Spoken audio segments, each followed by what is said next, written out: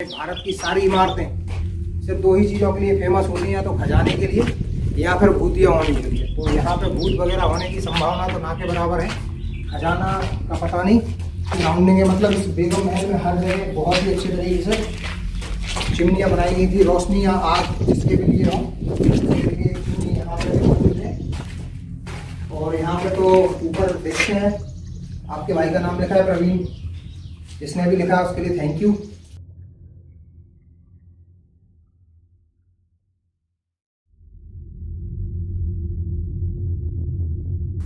तो अभी हम चलने वाले हैं रानी का महल यानी बेगम पैलेस, और ये है बेगम पैलेस तक पहुंचने का रास्ता। बेगम पैलेस जाने के लिए आपको अंबा माई पचमढ़ी के बगल से एक रास्ता गया है। रास्ता एकदम कच्चा है और यहाँ से आपको जाना पड़ेगा। ये रास्ता लगभग है 100 से 200 मीटर का। सामने आपको बेगम पैलेस दिखाई दे रहा होगा और ऐसे ही रास्ते से आपको चलना पड़ेगा।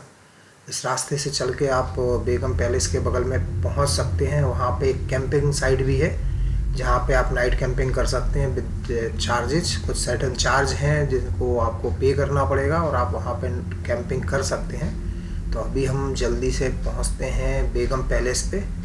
रास्ता ऐसे ही मिलने वाला है, कोई स्ट्रक्चर्ड रूट नहीं है वहाँ तक पहुँचने के लिए। तो ऐसे ही उबड़ खाबड़ रास्ते पे सफ़र करके बेगम पैलेस पहुँचेंगे। बेगम पैलेस के बारे में बहुत सी कहानियाँ मशहूर हैं कि ये भूतिया है और यहाँ पे कोई नाइट स्टे नहीं कर सकता है। तो ऐसा तो आपको भी पता है कि इस तरह की मनोरंजक कहानियाँ हमेशा मौजूद रहती हैं हर एक खंडर या हर एक ऐतिहासिक इमारत के साथ। तो एक बार पहले बेगम पैलेस को देखते हैं, फिर ये जानने की कोशिश करेंगे कि आगे क्या रहस्य छुपा है यहाँ पे। तो चलो चलते हैं, बेगम पैलेस आ चुका है सामने। तो चलिए दोस्तों, फिर से एंट्री करते हैं एक और ऐतिहासिक धरोहर बेगम विला में। और जैसा कि सर्वविदित है कि हर एक ऐतिहासिक धरोहर या खंडहर को लोग भुतहा साबित कर देते हैं। तो ये है बेगम विला। अंदर चलते हैं और जानने की कोशिश करते हैं कि आखिर इस इमारत को बेगम विला क्यों कहते हैं और यहाँ पे ऐसा क्या है जिसकी वजह से भूतिया बोला जाता है। तो ये है इसका मुख्य प्रवेश द्वार। बेगम विला लगभग जैसा कि यहाँ पे देखा, चारों तरफ से 20 खम्भों के ऊपर बना एक बहुत ही खूबसूरत स्ट्रक्चर है जो अपने समय में बहुत ही खूबसूरत रहा होगा। यहाँ पे काफ़ी अच्छे तरीके से कुछ एक कमरे बनाए गए हैं और हर एक कमरे में लाइट और गर्मी की व्यवस्था के लिए चिमनी बनी हुई है। तो अभी इसकी सराउंडिंग को देखते हैं। मैडम भी अंदर आ चुके हैं। तो ये सारा बेगम विला प्रमाइसेस है। अब इसको बेगम विला क्यों बोला जाता है ये हम बाद में जानेंगे।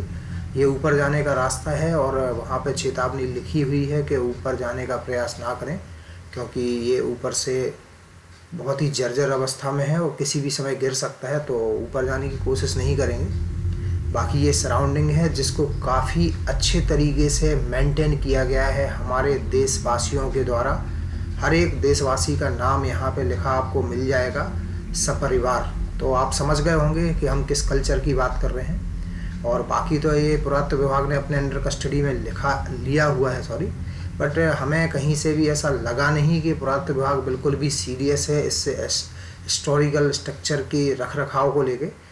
और ये बिल्कुल हमें विदित हुआ यहाँ पे आके, जिस तरह की यहाँ पे सराउंडिंग है या जिस तरह से इसका मेंटेनेंस किया जा रहा है, क्योंकि जगह जगह पानी के पाउच और कुछ बॉटल्स ये सब चीज़ें मिली यहाँ पे। और इसी बीच देखिए ये है वो चिमनी, जैसा कि आपने शायद देखा होगा हिंदी मूवीज़ में कि इसमें आग जलाई जाती है, स्पेशली हाउंटेड मूवीज़ में। ये सारा चिमनी है, यहाँ से ऊपर धुआं निकलता था। ये देखिए अंदर से देखते हैं इसको। और शायद प्रकाश और आग की व्यवस्था के लिए होगी। ये चिमनी हर जगह मौजूद है और ये उस समय का एक बाथरूम टाइप का स्ट्रक्चर बना हुआ है। बाकी सारी इमारत टूट चुकी है और यहाँ पे कुछ नाइट स्टे किया होगा हमारे भाई लोगों ने भूतों की तलाश में एज यूजुअल, तो आग जलाई होगी। तो ये सारा बेगम विला है। कम से कम 4 से 5 कक्ष यहाँ पे मौजूद हैं। हर कक्ष में प्रकाश की व्यवस्था के लिए चिमनियाँ मौजूद हैं और बाकी आसपास की सराउंडिंग बहुत ही खूबसूरत है। थोड़ा सा अभी टूट चुका है, तो पीछे और भी स्ट्रक्चर हुआ करता था, बट वो कुछ भी नहीं है अभी यहाँ पे। और ऊपर वाली जो मंजिल है वो बिल्कुल जर्जर अवस्था में है, किसी भी समय गिर सकती है, तो लोहे के गर्डर से उसको शायद पुरातत्व विभाग ने सपोर्ट दिया हुआ है। ये है मेन एंट्रेंस गेट, बहुत ही खूबसूरत है।